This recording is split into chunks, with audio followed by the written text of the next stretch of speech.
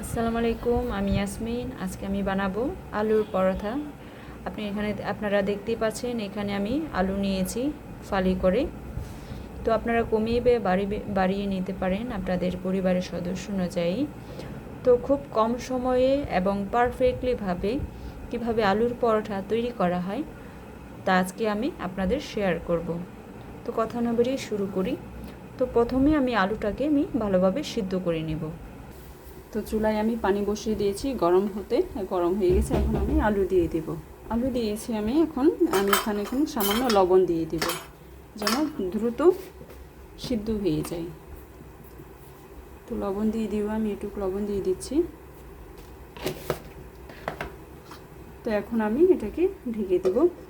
ঢেকে সিদ্ধ হওয়া পর্যন্ত আমি একটু অপেক্ষা করব। তো আমি এখন এই ময়দাটা, আপনারা আটাও নিতে পারেন, কোনো অসুবিধা নেই। তো এখানে আমি 2 কাপের মতো নিয়েছি আটা। তো এটা আমি এখানে আমি লবণ দেব। লবণ আমি এখন এটাকে গরম পানি দেব। ঠান্ডা পানি দিবেন না, গরম পানি দিতে চেষ্টা করবেন। গরম পানি দিলে আপনার পরোটা, যে আলুর পরোটা তৈরি করবেন, সেটা আসলে পারফেক্টলিভাবে সুন্দরভাবে সফট হবে এবং মসৃণ হবে।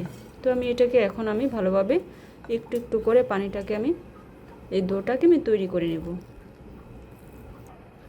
তো আমি এভাবেই সময় নিয়ে মেখে নিয়েছি, এভাবে মিক্সড করে নিয়েছি। আপনারা এইভাবে সময় নিয়ে ভালোভাবে মিক্সড করে নেবেন। তো আমার হাতে সময় আছে যেহেতু, তো আমি 5 মিনিট এভাবে রেস্টে রেখে দেব। আপনারা যদি সময় না থাকে আপনাদের, তাহলে রেস্টে না রাখলেও সমস্যা নেই। তো তখনই সাথে সাথেই বানাইতে পারবেন, বা সময় থাকলে রেস্টেও রেখে তারপরেও বানাইতে পারবেন, কোনো অসুবিধা নেই। তো আমি 5 মিনিট এভাবে রেখে দেব। তো আলু ভর্তার জন্য আমি শুকনা মরিচ এবং পেঁয়াজটা ভেজে নিয়েছি। তো এটাকে আমি এখন মিক্সড করব পেঁয়াজের সাথে এবং মরিচের সাথে। তো আমি এটাকে এখন ভালোভাবে মিক্সড করব। আপনারা কেমন ঝাল খাবেন সেই ঝাল অনুযায়ী দিবেন। তো আমি মিডিয়ামভাবেই করেছি, আপনারা আপনাদের স্বাদ অনুযায়ী সব কিছুই দিবেন। তো এখন আমি আলুটাকে এটাকে একটু সাইড করব। এখন আমি এক এক করে আলুটাকে নিয়ে ভালোভাবে মিক্সড করব।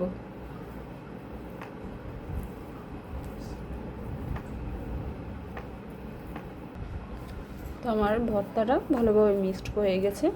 আপনারা একটু সময় নিয়ে ভালোভাবে মিক্সড করে নেবেন। তো এখন আমি যে দুধটা আমি তৈরি করে দিয়ে রেখেছিলাম, এখন এটা আমি তো আমি এখানে এই ভর্তা আমি ঢুকিয়ে দেব। কেক করে আমি এই ডোটার ভিতরে আলু ভর্তা যে করেছিলাম, এই ভর্তাকে আমি এখানে ঢুকিয়ে দেব। তো ভর্তা ঢোকানোর জন্য আমি এভাবে করে একটু বড় করে নেব।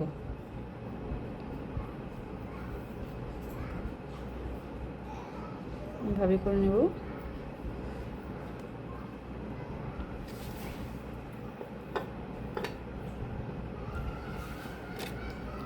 তো এখানে রেখে ভিতরে একবারে মাঝখানে বরাবর, তো আমি এটাকে এখন এভাবে করে নেব।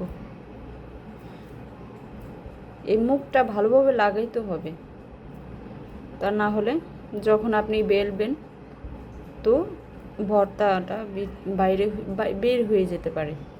তো এইভাবে করে সুন্দর শেপ করে, এইভাবে সুন্দর করে বানিয়ে নিতে পারবেন। তো এক এক করে আমি এভাবে গোল শেপ করে নিয়েছি। তো এটাকে আমি এখন বেলে নেব।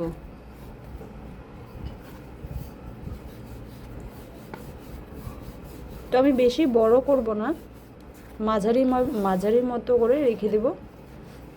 এবং যখন বেলবেন তখন একটু সময় নিয়ে করবেন। তো জোরে একবারই করলে তো ভিতরে যে আলু ভর্তা আছে ওইটা বেশি চাপ দিলে তো বের হয়ে যাবে। তো আমি আস্তে আস্তে করে এভাবে হালকা হালকা করে বেলে নেব।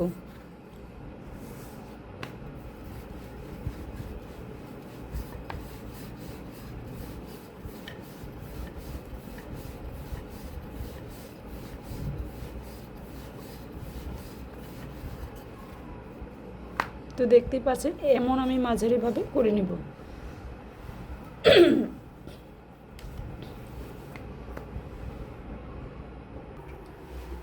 তো আমি তাওয়া বসিয়ে দিয়েছি, আমি গরম হওয়ার জন্য একটু অপেক্ষা করব। তো আমার গরম হয়ে গেছে, আমি এখন দিয়ে দিব।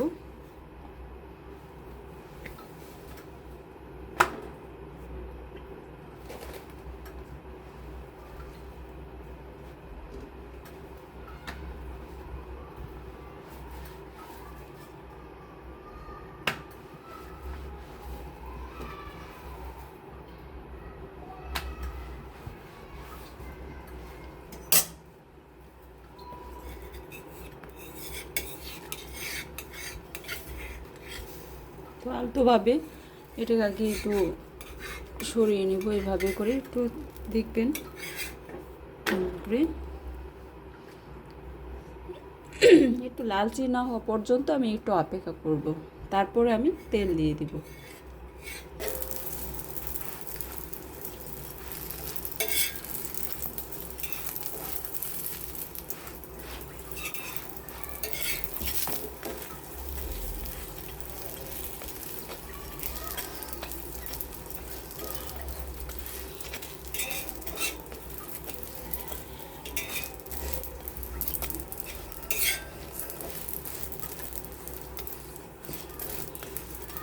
এভাবে করে 4-5 দিকে এভাবে করে করে দিবেন, একটু চেপে দেবেন যাতে ভিতর থেকে পর্যন্ত একবারে পেকে যায়।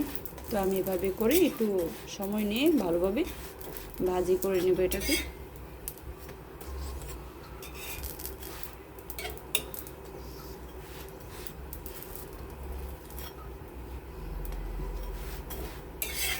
দেখতেই পাচ্ছেন খুবই সুন্দর কালার এসেছে। তো আপনারা যদি এর চেয়ে বেশি কালার করতে চান তাহলে ভালো লাগবে না। তো আমি যেই কালারটা করেছি এই কালারই একবারেই পারফেক্ট পরোটার জন্য। তো 4-5টা এভাবে একটু চেপে দেবেন।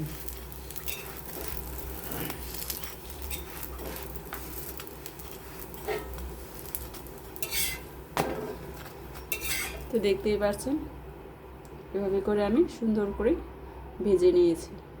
তো এক এক করে আমার বাকিগুলো সম্পূর্ণ তৈরি হয়ে গেছে, আমি আপনাদের দেখাচ্ছি কতগুলো হয়েছে। তো খুব কম সময়ে ঝটপট করে এভাবে তৈরি করে পরিবারের জন্য দিতে পারেন বা অতিথিদের জন্য এভাবে তৈরি করে দিতে পারেন।